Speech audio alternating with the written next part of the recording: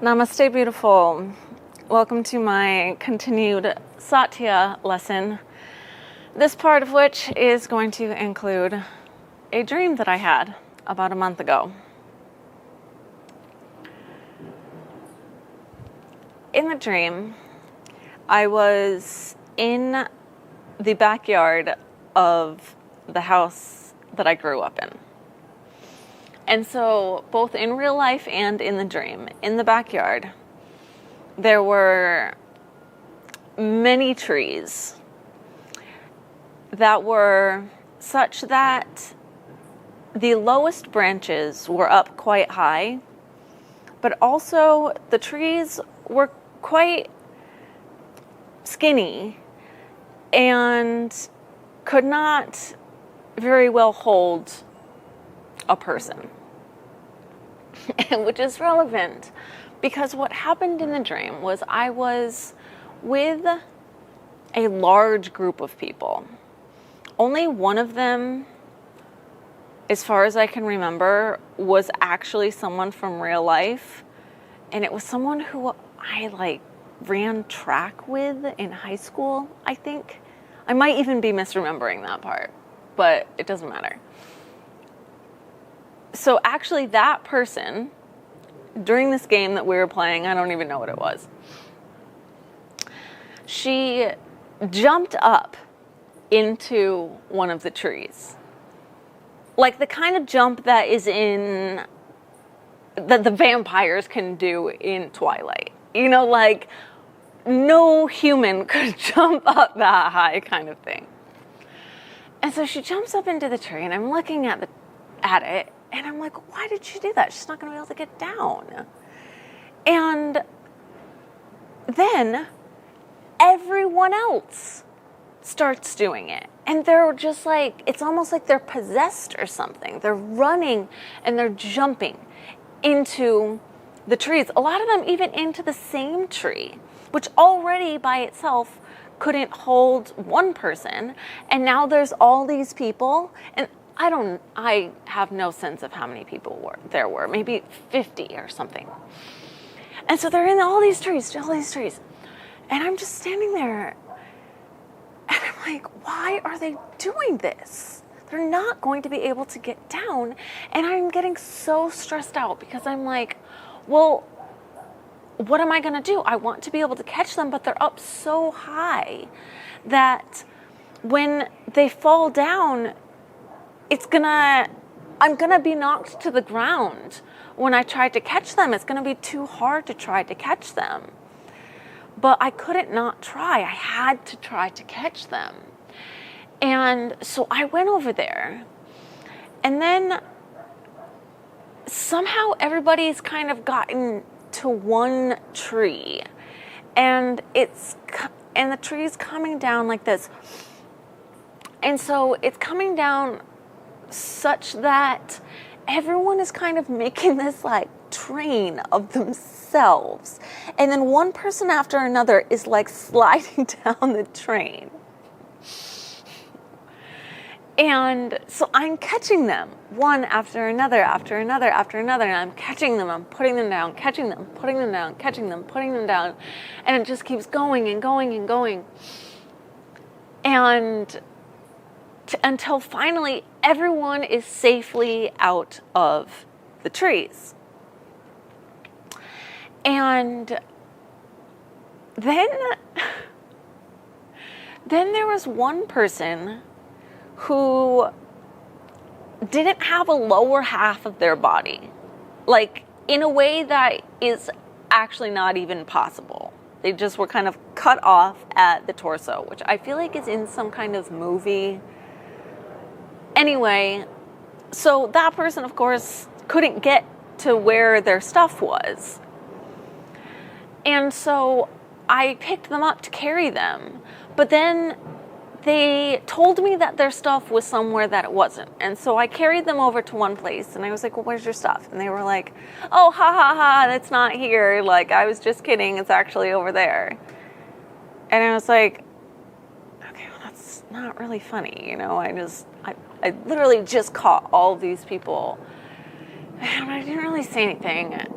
And so then I carried the person over to their stuff, which included some kind of lower part of a body that was medically made or something like that. I dreams, you know. And so I kind of like connected them to this. And then everyone was around me. And I looked at them and I said, I'm really happy that you are all safe. And I am going to go over there and cry for a while. And that was the dream. But the thing was, I felt that I needed to cry for many reasons. I felt that I needed to cry mostly because I was like, oh my gosh, I thought that I couldn't catch all of these people from the tree, and I did catch them all from the tree. And now I really am so happy that they're safe, but it was so emotionally exhausting to catch them all from the tree that I need to go release the emotion about it because it was too much. And I also was annoyed that everybody went into the trees when it was obvious that they wouldn't be able to get down. And I kept saying to everyone who was still on the ground before they went up, I was saying that they wouldn't be able to get down, you know, like I kept trying to warn people and I kept trying to ask them to please not do it, and they did it anyway. And lastly, I was so annoyed with the person without the lower part of the body for that joke that they played on me. You know, it's like, you relied on me to bring you somewhere, but then you thought it was funny to, and so it was immediately clear to me what this dream meant. And so of course I related it to my experience so far on YouTube, that I was putting so much effort. I literally spent, 2 months in Mexico, and then the month before in San Diego. In San Diego, at least I would like leave the house on occasion just to go walk to the grocery store or go for walks or whatever. In Mexico, I only left to go to the grocery store, and I was spending all day, every day, working on stuff for this channel. I was exhausting myself, and I literally couldn't balance that well anymore. Over here, you can't tell right now, but I'm currently sitting on a cement roof, and there's a lot of wind that comes through, and I can balance so much better now that I am here, and I am also walking and swimming and going and meeting up with people and having literal balance in my life. But I felt like I needed to be putting out all of this content because I felt like I needed to be making classes for all of these different ways of feeling so that anyone who was feeling all of these different ways could feel better through them. And so now I get to the most honest part, because this is a continuation of the Satya lecture, which means truthfulness. So a part of why I felt that I needed to be doing that when I was in Mexico was because of one single comment. One comment. And I let this happen to me sometimes. I read one comment and I think that it extends to everyone, and I take it so seriously. And this happened. And so there was a comment that said, that was asking for more longer videos, longer classes. But the thing was, at that point in time, what I had done already was put up classes that I had made before I started the channel at all of which were longer classes, except 2, I think, maybe 3. Almost all of them were longer classes. And so I literally already had several longer classes for the fact that the channel had only existed for, I think, less than 2 months at that point. I think the channel had existed for like 6 weeks at the point that this person said this. And there were a lot already of longer classes. But still, I took it really seriously, as if I had to continue making all of these long classes. And so I did. And I started filming a lot of my personal practices, making them into classes, and then uploading them and spending all of my time doing that, to the point that I wasn't really anymore advancing in my own practice, because even when I was practicing by myself, I was thinking about how I'm going to make it into a class and how I want to make it at a level that others can do. And even when I made the advanced class, that one was for me. And I still made it. And I still made it into a class, and I still made it into, 5 different classes, and I probably put a total of, 50 hours into it, and that's not even an exaggeration. At least, maybe even more. And so, I'd been just burning myself out, to be honest.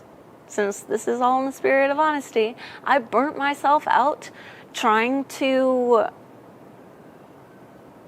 satisfy one comment that was written from someone who hadn't even checked to see that, in fact, there were already all of these longer classes. And it was like somehow I believed that there weren't enough, even though it was literally that they just hadn't seen that there were enough. And that is such a common thing. I've been working on the internet for nearly 10 years now. I know how it goes. And it's silly that I did that, but that is the truth. That's what happened. And so in what I now in retrospect see that might have been a strategy that would have not led to me being as burnt out would be to have saved the classes and posted them over longer periods of time. And that's definitely moving forward what is going to happen. I am never going back to making as many as I did during that time, because it didn't make any sense. And so then, now a little bit over a month ago, so you might have seen one of my videos that has the most views is one that I made from my heart with so much good intention. I had 2 lights on me and this one just went out, so oh well. So I made this class that was specifically for people with periods, specifically for right when the flow starts, for the purpose of helping to reduce the pain that only someone with a period can ever even come close to understanding. And this is something that I spent years figuring out how to do within myself. And because I did figure out how to do that thing, then it's one of the things that I want most to share through these classes, is how I figured out how to heal that pain, because it's something that a lot of people experience and it is absolutely awful. It is one of the worst things to every single month have this terrible pain. And so at this point, I've made 3 womb healing classes, like very specific womb healing classes to be doing during that time of month. And the last one that I made, that was movements that only make sense to be doing during that time of month. They do not make sense to be doing at any other time. They really do not. It is energetic work and movement together that simply doesn't work in any other circumstance. And I did that on purpose so that the only people who were doing the class were people who were starting their period. And I can see analytics. I have the option to see many analytics, and because I have vidIQ, I can see even more. And I know that most of the people, literally most of the people who viewed that video do not and never did have a period. Now, that was fine in and of itself. Then, the very same person, and this person has commented on a lot of videos, and I felt like I'd connected with in a lot of different ways, and I felt like was taking the classes with good intent up until then. Commented on the video something that then was very similar to this person without the lower half of the body. Something about saying that he had also done the class and then called it Elvis yoga because I was moving my body like this, which is something that, again, only someone who has experienced this menstrual discomfort can really understand why I'm doing that movement. And I got so angry. So angry. So angry that it has now been 5 weeks since I made my last class. And it has also been 5 weeks since I read that comment. I was so angry, I literally have not been able to bring myself to make another class. Because I was like, observe your intention. So when I was in Mexico, when I was in Tulum, there was this sign on the side of the road. It was the only sign that was in English, and it said, observe your intentions. And I thought about it a lot, right? Because I'm always encouraging people to observe their intentions. And so, yeah, in this context, when I had put so much energy into this class, I literally filmed it within the first hour of my period, which if you have a period, you know that it's kind of tiring to do something like that. But the reason that I did it was because I was using the motivation of wanting to help those specific people having intense experience that I no longer have. I was having a little bit of, pressure because I had gotten my period right when I woke up in the morning. But the entire thing, I say period and womb and uterus and menstruation, and I'm like doing it on purpose. And when that was what was commented on it, I just felt so disrespected and misunderstood, and like the reason that I choose to teach on the internet is because I want for everyone to have access to yoga, and especially those people who don't feel comfortable going to classes, or who don't have the right time in the day to go to classes, or who don't have the means to pay for classes. And I know that those people are here. I know that because I've seen evidence of it. Other people comment too, but when it was one of the most viewed videos and it wasn't the right people, I was like, okay, well, I'm going back to my personal practice then. And so that's what I've been doing, is I've just really, really reconnected to myself and my personal practice, and I have been learning from it every day, really just focusing on learning from myself every day. And that was something that I was doing a lot before I started the channel. And